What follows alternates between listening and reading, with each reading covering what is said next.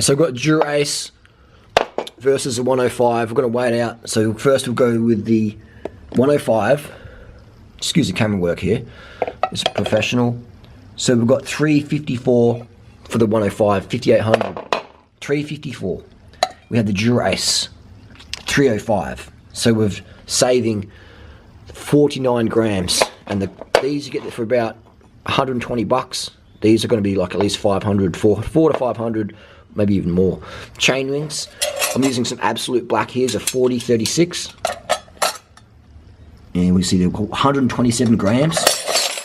Using Stages power meter, Dura Stages power meter. 180. So there's the lightest weight power meter you can get. Let's double check these weights, these rings. So 127. These are absolute black oval chain rings. I like them. They feel smooth. We're going to have the 105 chain rings on there. So it's 127 grams, wasn't it? So yeah, we save a lot. They're very. So we're saving. You're going to save more with the chain rings than you would going from 105 to Dura. You're going to save, a lot more. So we're saving maybe 60 grams. Is that right? 60 grams just for chain ring changes. All right. So there you go. That's Dura versus 105. Now, I'll go get some Dura chain rings and we'll weigh those up because these are absolute black. 4630. Good for adventure climbing. All right. So we have some chain rings. The Dura 9000. Actually, I'll turn this bad boy on. And we're going to see actually these weigh. This is the Dura 9000. Took them off by Defy. 5034. And we have, oh, can't even see that in there. Oh, get down low, go. Get down on the floor and roll it. Zoom it in, please. We have 138 grams.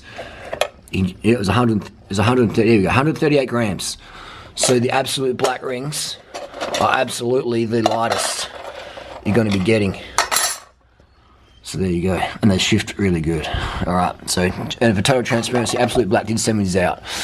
They like my work and I like their work as well, so it's a win-win. Absolute Black, saving the grams. So what do you think? Is it worth spending the extra $300-400 to get the Dura crank? Or should you stick with the 5800 105? For about 50 grams difference. Let us know below. 50 grams. Hundreds and hundreds of dollars. If you want to lose weight, get a copy of my ebook, CARB Fuck Up, or Durianriders Lean Body Bible. Links in the description at durianrider.com.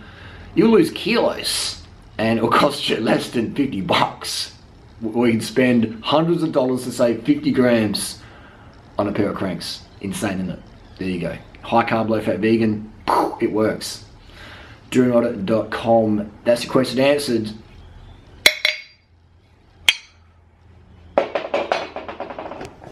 So welcome to the Dura 9100 versus 9000. We're going to test the weight. This is just the right hand crank. 305 grams. 305. We have the latest Dura 9100. Boom, boom, boom, boom, boom. What? It's heavier? 306. Excuse the decals. Okay, so it's a gram heavier. It's a gram heavier. So there you go. So should you upgrade to the new Dura cranks? The black color sort of looks nice, but there's no real need to weight-wise. Actually, maybe marginally heavier. I'm going to put these chain rings on there. These are super light. These are absolute black. It's a 4630. So these are going to go on just like we've got on these 105 cranks here as well. So there you go. So there's not much difference. There's only about 50 grams difference in the 105 right hand crank versus the Dura. So should you upgrade, it doesn't matter. Whatever you got in your bike, as long as it's the right length for you, is going to be close enough, it's going to be good enough. So there you go. Weight doesn't really matter that much in terms of Dura 105. It's just the aesthetics that you're buying for, basically. So how to install the absolute black rings on Dura cranks. Got a couple of Dura cranks here. We've got one we prepared earlier. This is a 5800 105. We have the 9100. We've done the weight testing, and we've got the Dura as well. So these are actually heavier, marginally heavier by a gram. This right hand crank is heavier than the 9100, so 9000 series rather. So we're going to put these super lightweight 4630 chain rings on the new Dura, and I'll show you how it's done.